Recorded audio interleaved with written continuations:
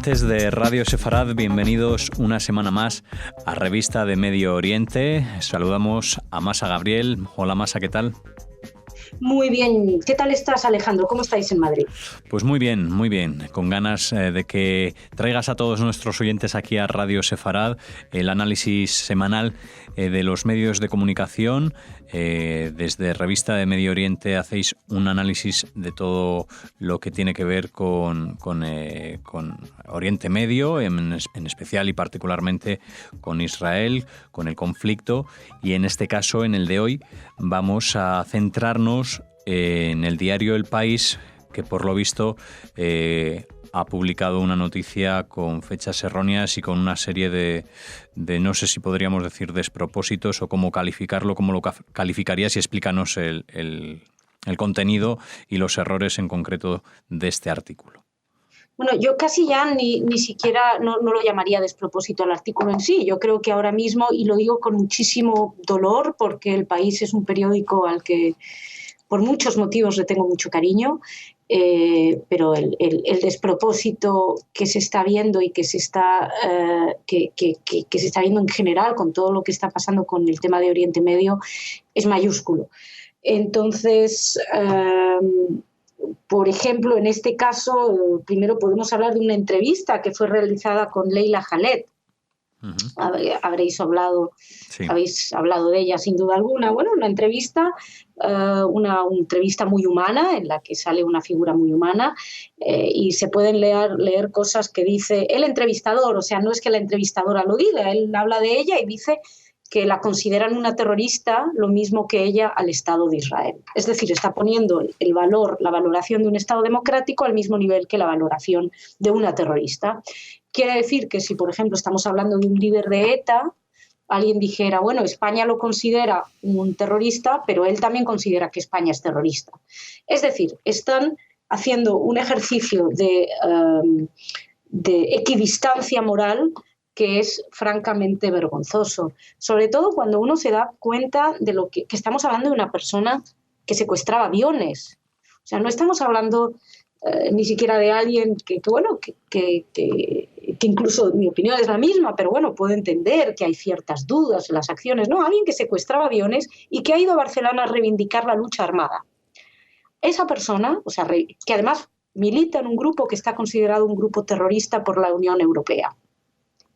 No sé qué más tiene que haber para considerar a esta persona terrorista, pero el diario El País, que jamás haría algo así con la ETA, sí considera, tal vez porque lo que reivindica es matar judíos y no guerra armada contra judíos y no contra españoles. En cualquier caso, también hay una frase que es muy interesante, insisto, no es una frase de ella, es una frase de quien la entrevista, que dice que su discurso es maniqueo, pero parte de una experiencia vital traumática.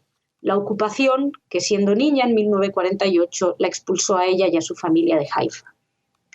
Y aquí hay dos cosas. Una vez más, la cuestión ética de sí, mata judíos o quiere matar judíos, es terrorista, pero tiene un trauma infantil, es lo que viene a decir.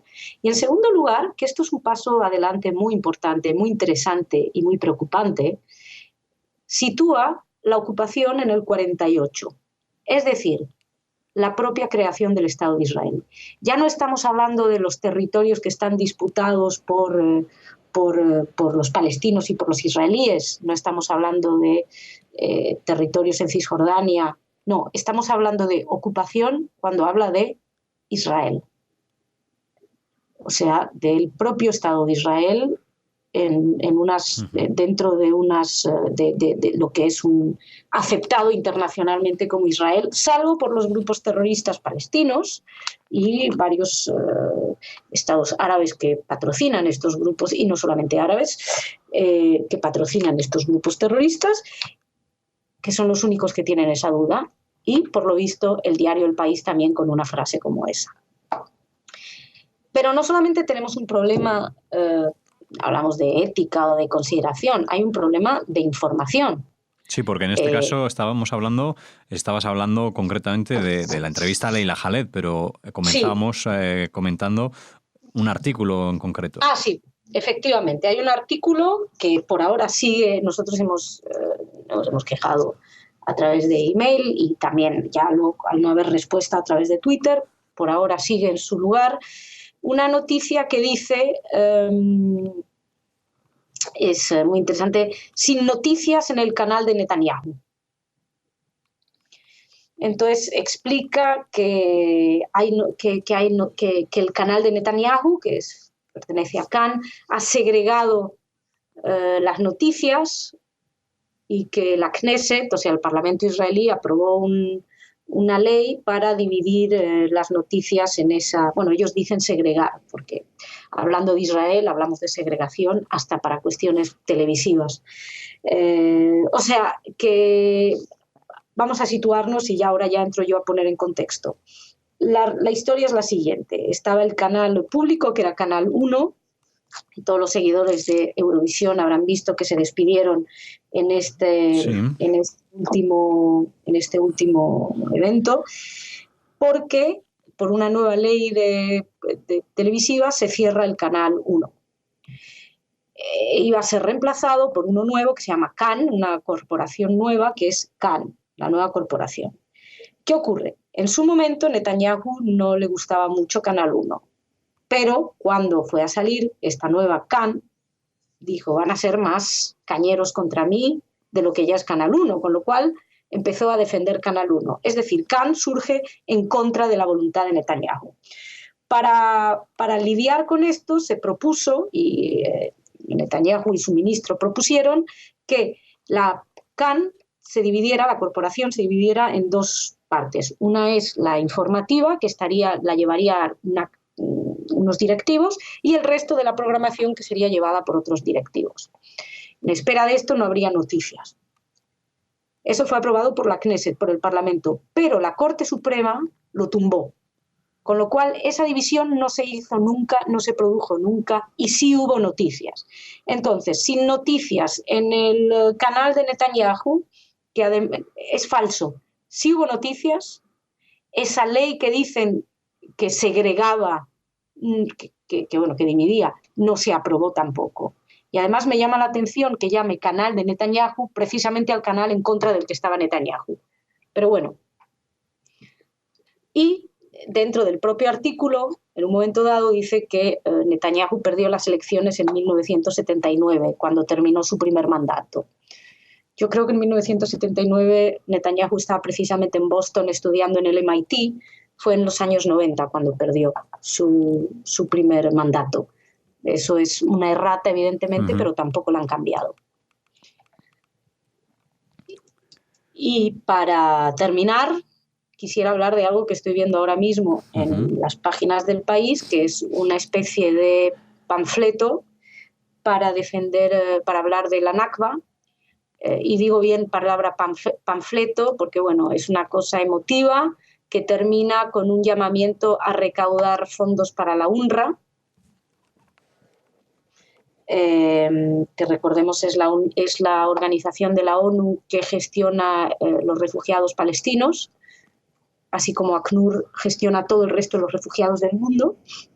La UNRWA se dedica exclusivamente a los refugiados palestinos y ha conseguido que en varios años se multipliquen. Lo interesante de este artículo es que no menciona ni una sola vez la agresión árabe. La guerra de 1948 empieza por la declaración de independencia, no empieza porque 5 ejércitos árabes invaden a Israel. Se salta por alto la invasión jordana de Cisjordania y la egipcia de Gaza. No menciona una sola vez los refugiados judíos de los países árabes. Dice que inventa que la gente quiere, que las naciones más fuertes del mundo han querido aniquilar a los palestinos. Un despropósito de artículo, un panfleto, pero bueno, que recauda fondos para la UNRWA, que eso es lo más interesante de todo esto, y es donde ya se empieza a ver que la deriva es muy grave.